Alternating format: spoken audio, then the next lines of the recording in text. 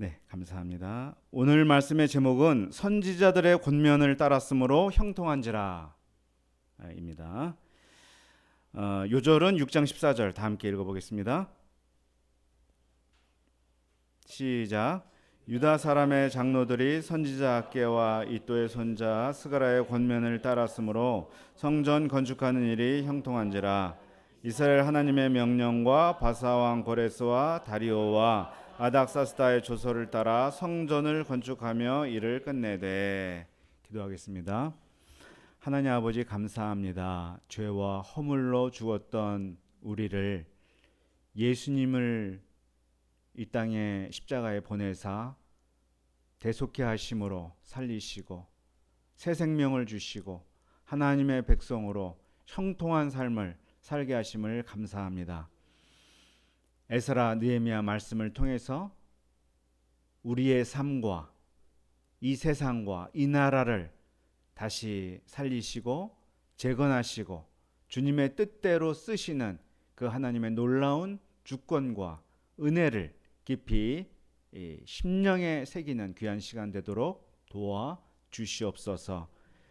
이 시간 예배 시간입니다. 성령께서 함께해 주시고 우리들을 만나 주시고 우리가 주님으로 말미암아 새 생명을 얻고 힘을 얻고 한 주를 출발하게 도와 주옵소서. 감사하며 예수님의 이름으로 기도합니다. 아멘.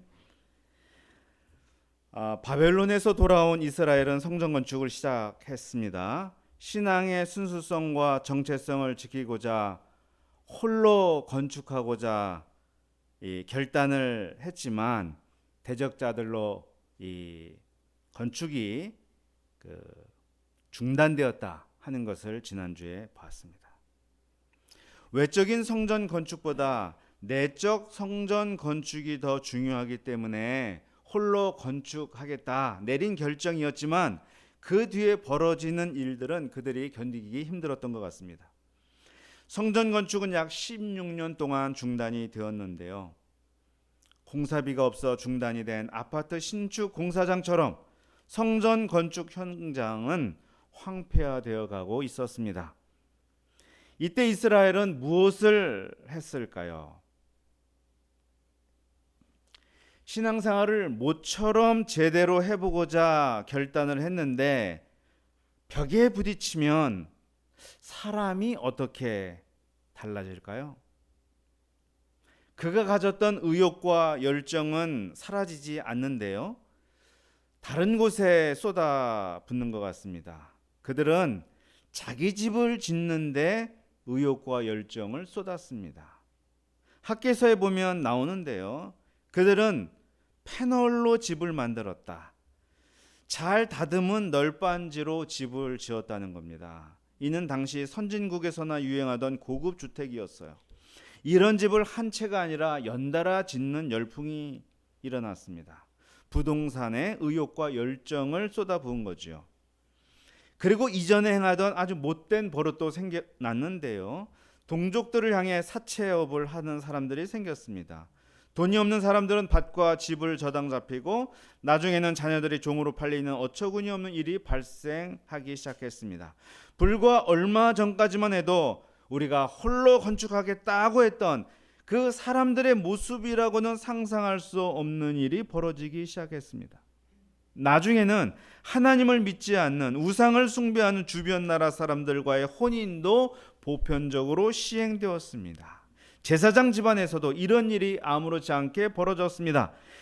이런 상태가 지속된다면 차라리 바벨론에서 돌아오지 않았던 게 더 낫지 않았을까 하는 생각이 듭니다. 그때 하나님은 그가 세우신 선지자들을 통해 일하기 시작하셨습니다. 자, 오늘 5장 1절을 보면 선지자 학개와 스가랴가 이스라엘의 하나님의 이름으로 유다와 예루살렘에 거주하는 사람들에게 예언하였다고 말씀합니다. 예언이란 말은 앞니를 점치듯이 말하는 행위가 아닙니다. 그거 아니에요. 성경에서 말하는 예언은 기록된 말씀을 통해 하나님의 뜻을 알려주는 행위입니다. 그 행위는 권면, 명령, 훈계, 책망, 위로, 격려 등으로 표현됩니다. 선지자들이 가지고 있는 하나님의 말씀은 뭐겠습니까? 신명기를 대표로 하는 모세오경이죠. 토라라고 부릅니다. 1000년 전에 이 말씀을 현실에 맞게 재해석하고 전달하는 것이 예언이고 그것을 하는 사람이 선지자입니다. 오늘날로 말하면 목사, 목자, 성경선생, 선교사 그들이 설교하고 전도하고 성경을 가르치는 것이 예언이라 할 수가 있겠습니다. 예언하였더니 어떤 일이 벌어졌습니까? 2절을 보면요. 예스알디엘의 아들 스룹바벨과 요사닥의 아들 예수아가 일어나 예루살렘에 있던 하나님의 성전을 다시 건축하기 시작했다고 말씀합니다. 예언을 듣고 깨달은 바가 생긴 것 같아요. 그들은 성전 건축을 위해 백성들을 이끌고 예루살렘으로 왔던 지도자들이었잖아요. 상황이 어렵다고 건축을 포기하고 좋은 때가 오기만을 기다렸던 그런 마음이 잘못된 것임을 깨닫고 회개한 것 같아요. 그들이 손발을 걷어붙이고 건축을 시작하자 선지자들이 돕기 시작했습니다. 자, 16년 만에 공사를 재개한다는 게 결코 쉬운 일이 아닙니다. 사람들이 어떻게 나올지 모르기 때문입니다. 주변 상황도 특별히 나아진 게 없습니다. 또 16년 전처럼 대적자들의 방해를 받을 수도 있습니다. 3절을 보면 그들이 우려했던 일이 벌어진 것처럼 보였습니다. 유브라데강 건너편 총독인 다뜨네와 스달보스네라는 사람이 동관들과 함께 나와서 그들에게 물었어요. 누가 너희들에게 명령하여 다시 건축하라고 했느냐? 이렇게 물었습니다. 16년 전과 똑같은 상황이 벌어지고 있는 것 같아요. 야, 그러면 이 건축을 괜히 다시 시작한 게 아닌가 하는 생각이 들 수가 있습니다. 그런데 그렇지 않습니다. 예상하지 못한 일이 벌어졌어요. 그들이 이번엔 공사를 막지 못했다고 말씀을 합니다. 하나님이 유다 장로들을 돌보셨기 때문이라고 말씀이 나오죠. 영어 성경으로 보면 하나님의 눈이 그들을 돌보아 주고 있었다라고 나옵니다. 하나님의 섬세한 관심과 보호가 작동하고 있었다는 거예요.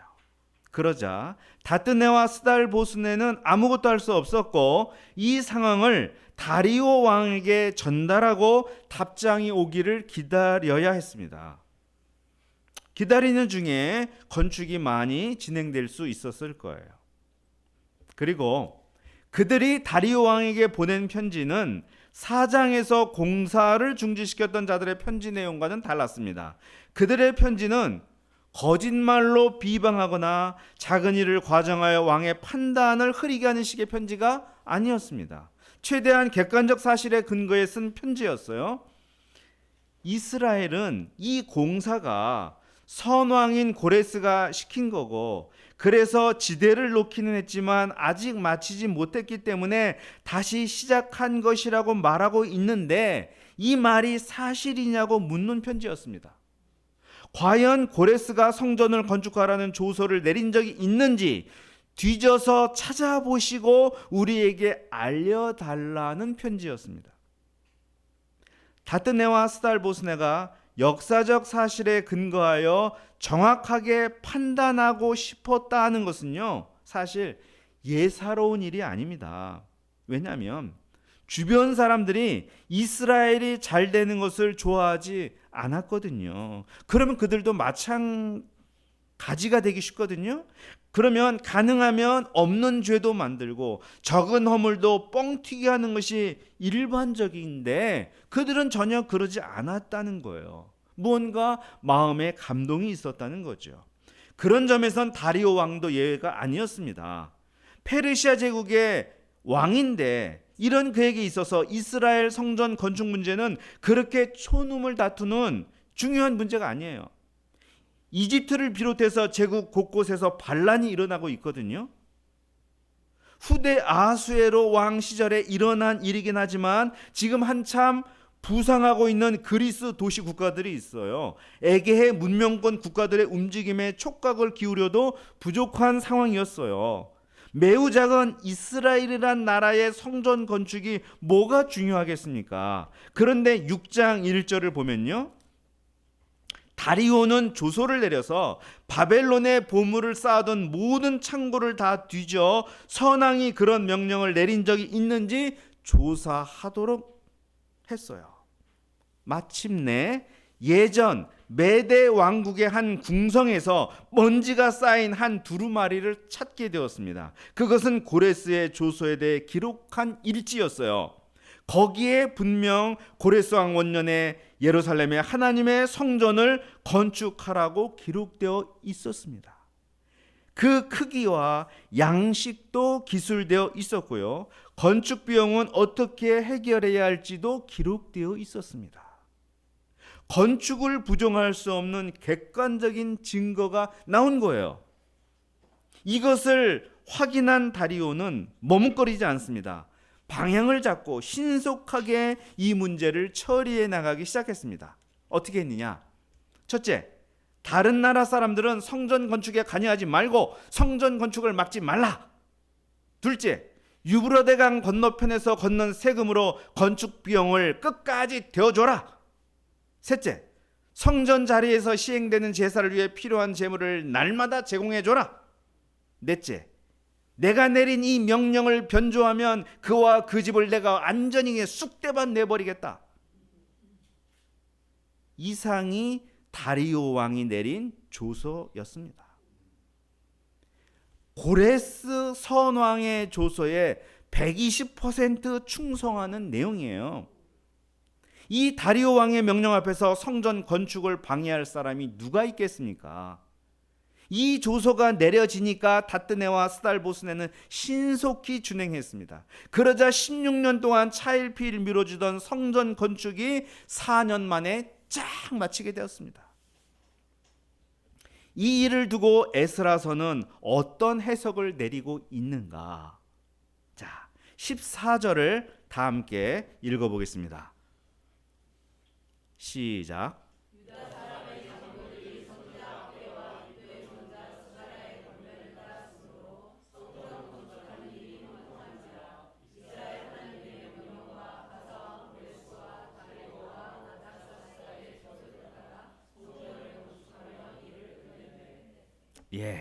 거기 보면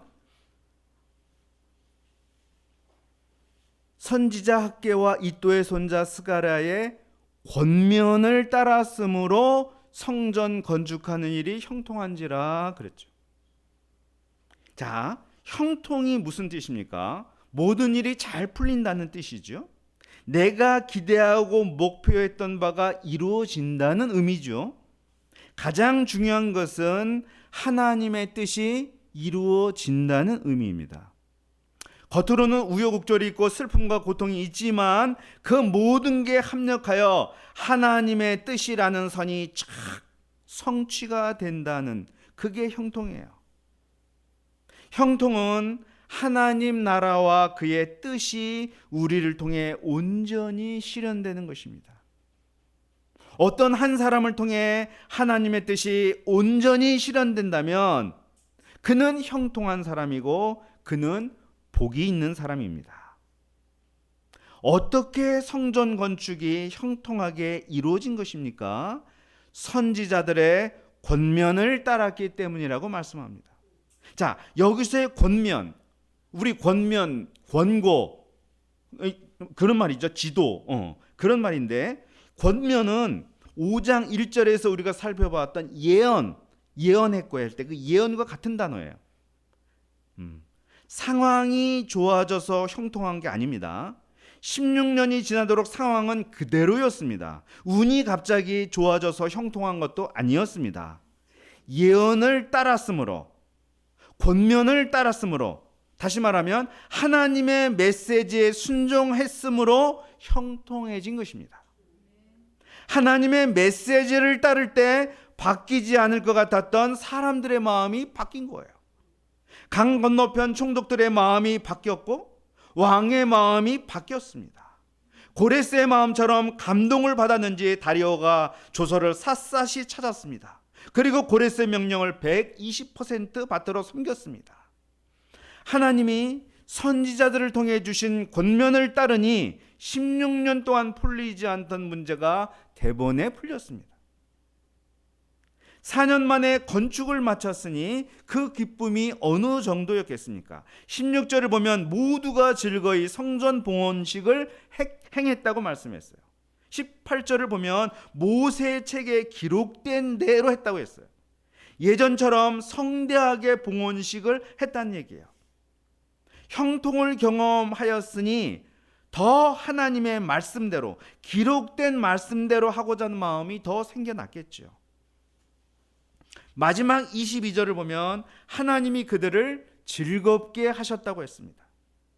그리고 하나님은 왕의 마음을 그들에게로 돌리셨다고 말씀했습니다. 하나님은 1장에서 고레스의 마음을 돌리셨고 오늘 6장에서 다리오 왕의 마음을 돌리셨습니다. 하나님은 역사의 주관자시고 사람의 마음을 움직이는 분이시고 이를 통해 인생과 역사의 형통을 책임지시는 분입니다. 하나님을 찬양합니다. 1장부터 6장은 에스라가 숨을 쉬고 있는 시점으로부터 80년 전, 적어도 57년 전, 약 60년 된 사건이에요. 자, 우리가 지금까지 본 거 에스라 시점에서 보면 과거 이야기입니다. 과거 이야기. 자, 이 사건을 이 10장의 분량을 가지고 있는 에스라서에서 거의 3분의 2에 해당하는 분량에 걸쳐 기록한 이유가 무엇일까요? 첫째, 지금도 그 하나님이 함께하고 계신다는 것을 에스라는 알려주고 싶어서였습니다. 에스라가 살아가는 그 당시도 그때처럼 어려웠습니다. 성전은 있지만 그때는요 성벽이 무너져 있는 채로 있었어요. 무엇보다 순수 신앙이 무너져 있었습니다. 상황과 조건 탓을 하며 흘러가는 대로 살고 있었습니다.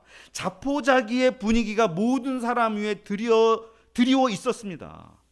그들은 다시 말씀으로 돌아가는 게 필요했습니다.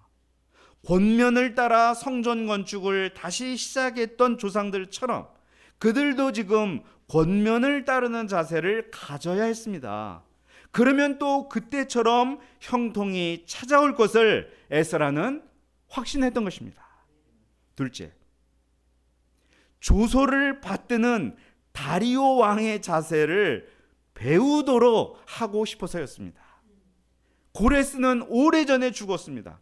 그러나 다리오는 선왕인 그의 조서를 찾을 때까지 찾았습니다. 그리고 그 조서에 담긴 선왕의 뜻을 간파하여 120% 충성하는 조서를 발동시켰습니다.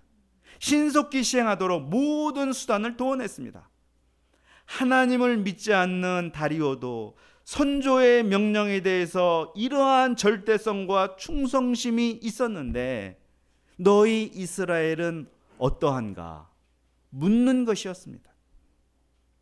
하나님은 고레스와는 비교할 수 없는 왕들의 왕이시며 하늘과 온 땅의 주인이십니다.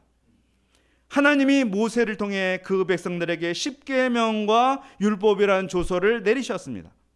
그것은 고레스의 조서와 비교할 수 없는 생명을 살리고 영원한 구원을 약속한 조서였습니다.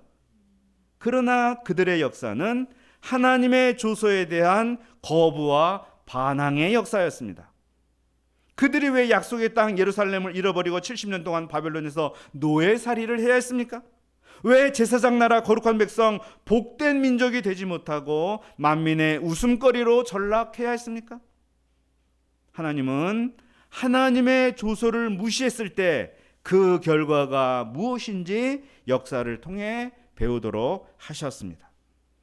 그리고 다시 선지자를 통해 하나님의 조서를 받드는 백성이 되도록 하십니다. 형통의 비결이 거기에 있기 때문입니다. 에스라는 그 점을 각인시키고 싶었던 것입니다. 자, 당시 이스라엘이 선지자들의 권면을 따라야 했다면 오늘날 우리는 누구의 권면을 따라야 합니까? 네, 너무나 뻔한 질문이죠. 우리는 예수님의 권면, 예수님의 가르침을 따라야 합니다. 자, 예수님도 형통에 대해서 많이 말씀을 하셨는데요. 대표적인 두 개의 말씀을 생각해 보고자 합니다. 첫 번째, 씨 뿌리는 자의 비유 말씀입니다. 자, 씨를 뿌리는데 열매가 없거나 빈약하게 될 수가 있어요. 그거 형통한 게 아니죠. 그런데 30배, 60배, 100배의 열매가 맺힌다면 그건 형통이겠죠. 예수님은 그 형통을 말씀하셨어요. 그것을 어떻게 말씀하셨냐면 덜어는 좋은 땅에 떨어짐에 100배의 결실을 하였다는 말씀으로 표현하셨거든요.